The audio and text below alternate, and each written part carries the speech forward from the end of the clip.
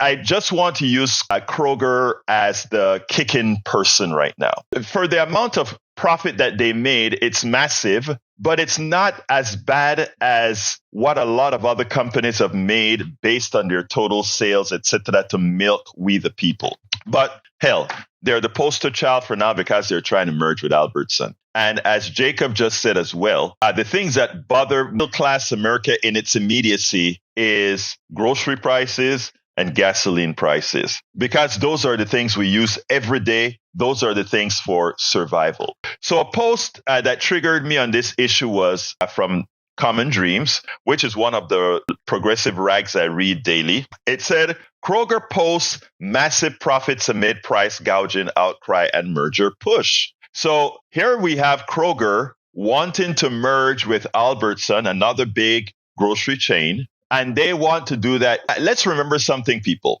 Whenever a company merges or whenever a company talks about shrinking or doing whatever it has to do for efficiency, they always on the outside tell people this is going to be better for you, the average middle class, poor person, the average American citizen. They always say this is for you. Before I even start this discussion, I want you to recall what Milton Friedman said, the god of capitalism. What he said is the executives of the company, the people who run the company, they should have no concerns over goodwill. They should have no concerns over employee. He didn't say specifically employee, but it was implied. They should have no concern over the environment or anything. The sole purpose of the executives of a corporation is to maximize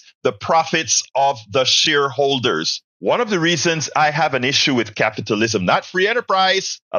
In America, we like to conflate free enterprise, capitalism, and democracy. I want everybody listening to my voice to understand that the second largest capitalist country is China. They can try to picture it and put it any manner they wish. China is a capitalist country. There are stocks in their companies, etc. Now, when it comes to, we're talking about the American system right now. As Milton Friedman said, the only thing executives are to be concerned about is the valuation of their shareholders, maximizing profit for their shareholders. In other words, sucking as much money out of the economy and giving it to their shareholders. And for doing that, those executives get big bonuses. Remember, the shareholders do no work. The executives do no work. The employees do all the work, and they profit from the work of the employees by giving them wages. Sometimes if they to entice the employees, they may give the employees lower bonuses, etc. But remember, ultimately speaking, who is to benefit from any action done by a corporation? Now, to make corporations look kind of good, many of them will contribute to foundations, charitable foundations, etc., as long as those foundations make it known that these corporations gave to them, as long as these foundations make it known that, hey, we are kind of good, you know. We're not only in this for the shareholders. With that preface, go. Grocery giant Kroger's practice of price gouging in order to pass on its inflation to customers. Remember those high prices for eggs? Remember those high prices for milk? And all, we are screaming. And they are saying, supply chain problem. They're saying, we have additional costs. Some of that is true because the oil companies screwed all of us. They increased the price of oil for absolutely no reason. I had a discussion with a good friend. He was saying, well, you know, they didn't have a place to store the oil for a while, and then later on they cut. It's all junk coming from the oil companies. They simply ripped us off, period. Point sink banner. They ripped us off. And as they're ripping us off, the oil companies, as they're charging more oil to the farmers, as they're charging more oil to all these other entities, that price is passed on. Well, we got a memo from Kroger, an internal memo from Kroger. Yeah, those prices were a bit higher, but we took them even higher. We used the excuse of supply chain. We used the excuse of the oil prices being higher to even charge Americans a higher price than what it cost us. And thus, you were the pawns in the game. And now Kroger, in order to even make more money after these extensive, massive profits for themselves, they now want to say, all right, we want to buy Albertson. What does that do? We buy Albertson, we create bigger stores, we have less employees to pay, right? And guess what that also means? As opposed to there being Albertson in one corner, Kroger in another, H-E-B in another, Walmart in another, we have taken one competitor out of the market. And because we take one competitor out of the market, a free enterprise system, guess what happens? No longer do they have that can of beans, no longer has to be $1.10. It can now be $1.30. But you can't do a damn thing about it because Albertson is not across the street anymore to compete on price and to say, I want your business. So that is going to cause that price to go up because there's no competition. There are two things that cause prices to go up: scarcity and no competition.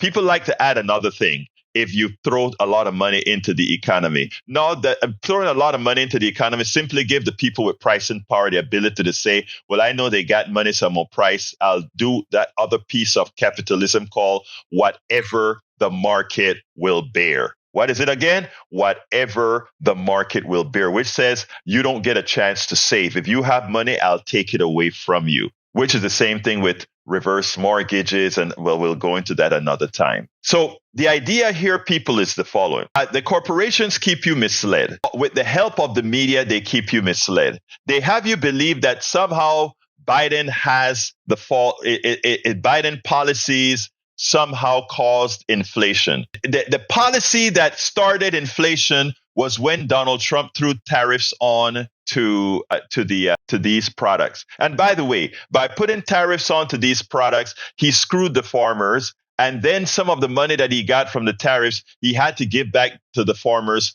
with the expectation that they will still vote for him. In other words, the farmers get money not to do anything, welfare. What I'm trying to say, my dear brothers and sisters, is remember, in our capitalist system, every time you hear a corporation say that they're doing anything out of the sake of making things better for you, it is never the case. Corporations do not have your best interest at hand. The executive has his next bonus, what his next bonus is going to be.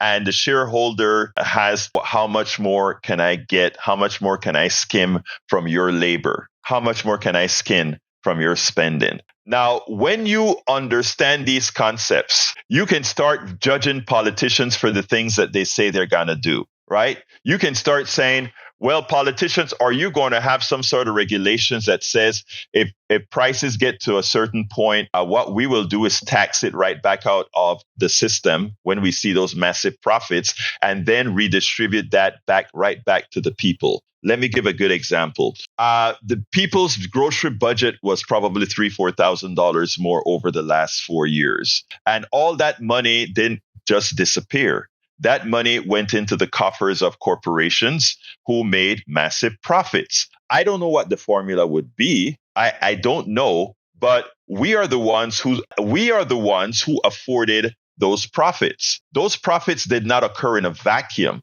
Those profits didn't occur because these people did a day's labor of work. Those shareholders that are saying, well, we are risking our money, that's bunk, because you risked your life. When you work in that factory, when you were sitting as a secretary, when you're sitting down there, you are risking your life. Suppose somebody comes in there with a gun. Suppose you get carpal tunnel syndrome. Everybody is risking something.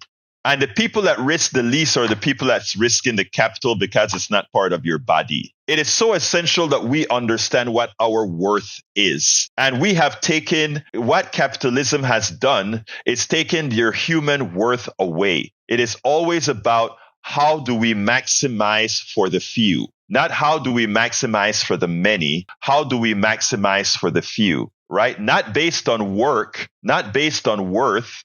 When I talk about a billionaire being a parasite, I am not being hyperbolic. I am saying, by definition of what a parasite does, that's what billionaires do. They go into the flesh of the economy and they multiply that which takes away. Again, A billionaire, there's no person who has worked the amount of hours, the amount of labor, or have the actual intellect to be a billionaire. Bill Gates is a nice guy. Warren Buffett is a nice guy. These are not bad people. These are guys that are simply living within the system that was created at our inception. That doesn't mean that the system is a fair system. That doesn't mean that the system is a humane system. It isn't. The fact that we have so much money in this economy, and every day you go out there and watch people working hard and have to be stressing themselves out how to be paying a bill, even as they work hard. And Americans are very hard workers.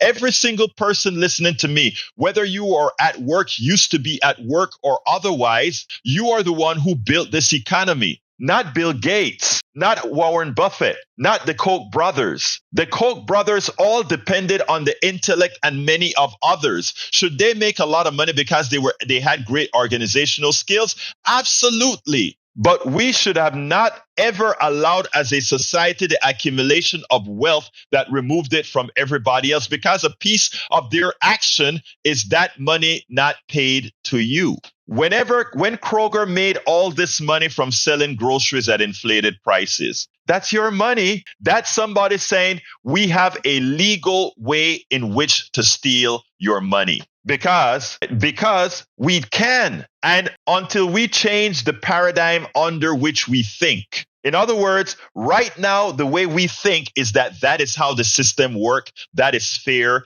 That is how it works. That system is man-made. We can always adjust a system so that it has more humane properties, so that mother will never have to worry about, even as she has a full-time job, what's the state of her kids, so that dad doesn't have to worry about his kids or killing himself or not being there for his kids. I started with Kroger and how those prices are not real. Those prices are there simply as legal theft for the shareholders and the executives. But things are going to go downhill a lot faster as we move on with artificial intelligence. Artificial intelligence is the composite knowledge, the collective knowledge of all of us. Yet, those people who currently control it, while it will allow for the layoffs of millions of Americans would be laid off because these machines now can use our collective knowledge to think, to produce, and a few billionaires are going to collect from our collective knowledge. But again, an economic system is man-made. I look at AI as a great thing. I use AI every day. When I'm researching my blogs, I write my blogs. I give my video prose. I do about 3, 4, 5 video proses every day. I then filter the transcript through AI. I then take that and I go ahead and I write my blog. Okay. It really helps me in finding all the corroborative resources for the things that I have. In other words, I read a lot. I have a lot of information. I can then and get that information corroborated. And I mean, it does help. It does the work. I can blog the amount of stuff a 5 or 6 person team has at a newspaper because of AI. But that is a collective knowledge of all of us, right? All of us. It's a collective knowledge of all of us. Now, for a few to profit from that is wrong. But here's what we could do as a society. As a society, we could say, well, since AI is creating this composite knowledge of all of us, what do we do? As a society, we reduce the work week from 40 hours to 20 hours at the same price. And you still make the same amount of money because now we have machines that can do the work for us. Not that instead we lay off the people and the money's not paying those people and the healthcare not paying those people and all of that now goes to the billionaire who gets even more billions. It's a different thought process. It's understanding where the knowledge comes from. It's understanding who does the work. And Americans have worked so hard that we have created AI together. Because what AI does, is it takes the knowledge of everybody. It takes the knowledge of every single New York Times reporter, every single New York Post reporter, every single Washington Post reporter, every blog that was ever written in the world,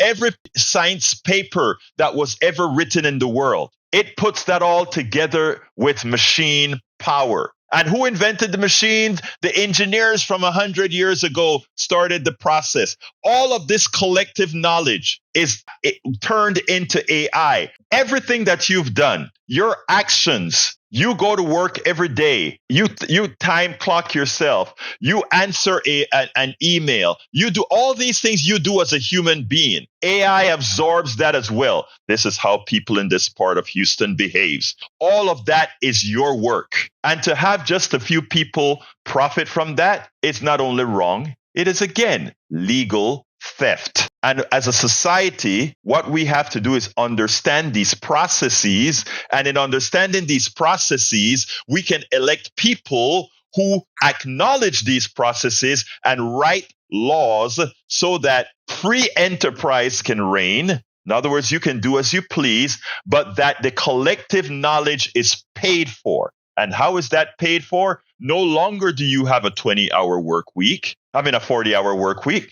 We reduce the work week commensurate with where we have delegated other work to be done. So folks, what I'm asking of all of you is not buy the crap you hear on TV every day about, not buy the crap about believing that billionaires have worth or there's something special about a billionaire that you don't have. Because like I've always said, I believe in my garbage man much more than I believe in a stockbroker. I have more faith in a janitor than I have in a stockbroker. And I'm not saying that to be cool. I mean that from the depths of my heart. I have more faith in my mechanic. The people that are actually making our society function, when COVID hit, we realized the value of people kind of quickly. We realized the value that people had. And the people that had the least value were those people that are the ones that are running the capitalist markets.